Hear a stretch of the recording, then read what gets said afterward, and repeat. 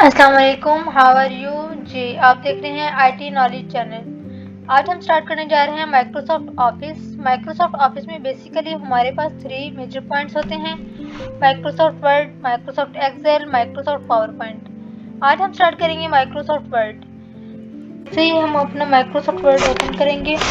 कुछ इस तरह का इंटरफेस हमारे सामने शो होगा। आज हमारी क्लास है ओवरव्यू के बारे में, तो आज हम इसके तमाम हिस्सों के बारे में जानने की कोशिश करेंगे कि इनके नेम्स क्या हैं और इनका इस्तेमाल क्या है। इसके बाद हमारे पास सबसे पहले है टाइटल बार। टाइटल बार में हमारे पास है डॉक्यूमेंट 1। डॉक्यूमेंट 1 इसलिए हमारे पास शो होता है जब हम अपनी फाइल को ओपन करते हैं, इस पर काम करते हैं, लेकिन हमने अपनी फाइल को सेव नहीं किया होता। तो MS word by default file का नेम हमें डॉक्यूमेंट 1 देता है।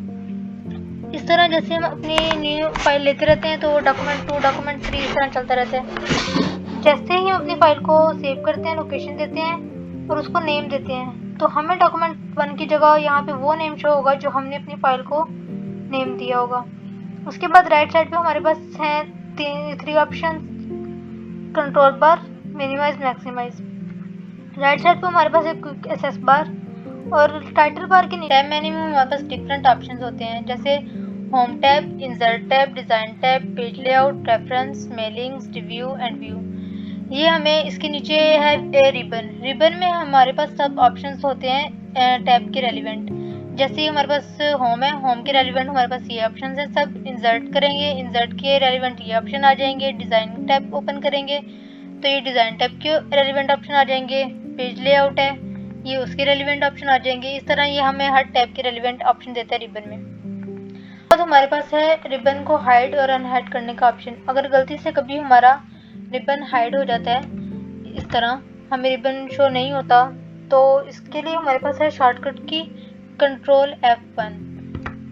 इस शॉर्ट में यहाँ पे शो नहीं होता, तो इसके लिए हम प्रेस करेंगे कंट्रोल F1। जैसे हम कंट्रोल F1 प्रेस करेंगे तो हमारे पास हमारा रिबन अनहाइड हो जाएगा। उसके बाद ये आता है हमारे पास रूलर। हमें पेज पे एक साइड पे हॉरिजॉन्टल और इधर लेफ्ट साइड पे वर्टिकल शो होता है। रूलर असल में हमें बताता है कि हमारा पेज कितना पेज है, जो हमें एक ये पेज की शक्ल में सारा नजर आ रहा है। तो इससे हमें पता चलता है कि हम इस पेज पे यहाँ पे जैसे अब ये मार्जिन आ रहा है, यहाँ से हम मतलब काम स्टार्ट कर सकते हैं और हमारी एंड लाइन ये है, ये वाली। इससे आगे इस लाइन से जो आपको ग्रे लाइन यहाँ पे नजर आ रही है, इस ग्रे लाइन से आगे हम नहीं लिख सकते। इसके नीचे हमें जाना पड़ेगा। इससे आगे हमारी ये एंड लाइन यहाँ पे है, यहाँ पे हम ये नहीं लिख सकते। जैसे ही हम नीचे से स्क्रॉल डाउन करेंगे हमें यहाँ पे ये लाइन नजर आएगी, ये हमारी पेज की एंड लाइन दे रही है। इसको हम कम या ज्यादा कर सकते हैं जैसे हम लोग चाहें इसमें। इसके बाद लास्ट पे हमारे पास आता है स्टेटस बार। स्टेटस बार असल में हमें बताता है कि हमने इस फाइल में कितनी शीट्स ली हुई हैं। जैसे यहाँ पे आ रहा है पेज 1 ऑफ 1। ये पेज 1 ऑफ 1 इसलिए यहाँ पे आ रहा है क्योंकि हमने अभी एक ही शीट ली हुई है। अब जैसे मैं इसको यहाँ पे एंटर करूंगी, मेरा कर्सर जाएगा नीचे, तो ये हमारे पास अब 2 शीट्स हो गई हैं। तो यहाँ पे आएगा 2 ऑफ 2, मतलब मैं जितनी फाइल्स जितनी शीट्स लूंगी वो मुझे इतनी ही शीट्स शो करवाएगा। अगर मैं 1 लूंगी तो 1 शो करवाएगा। अगर मैं और शीट लेती हूँ, डबल शीट पे काम करती हूँ, तो वो मुझे 1 ऑफ 2 डबल शीट शो करवाएगा कि हम कितनी शीट पे काम ले रहे हैं, कितनी शीट्स ले रहे हैं और किस शीट पे काम कर रहे हैं। अब हमारे पास आता है स्टेटस बार में वर्ड्स।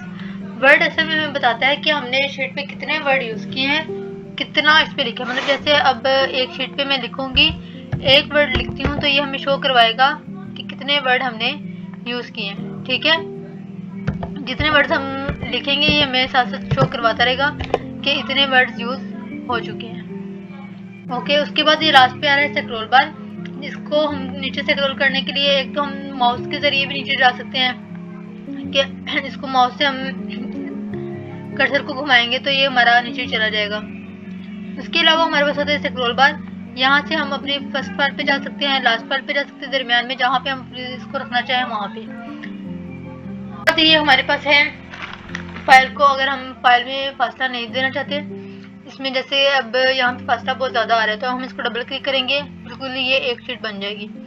और इनके दरमियान हम डबल क्लिक करेंगे तो वो हमारी फाइल अलग हो जाएगी। अगर हमें फाइल को अलग करना हो, इसको एक शीट करना हो, तो ये इसको दरमियान में डबल क्लिक करना है तो हमारी शीट इकट्ठी हो जाती है और इसी से हमारी अलग हो जाती है। लास्ट में हमारे पास ये ऑप्शन है जूम का। अगर हमने अपनी फाइल को जूम करना हो, जैसे ये अगर हमने जूम कम करनी हो तो यहाँ से हम करेंगे, अगर ज़्यादा करनी हो तो हम यहाँ से जूम करेंगे। जी, तो ये था हमारे MS वर्ड का ओवरव्यू। उम्मीद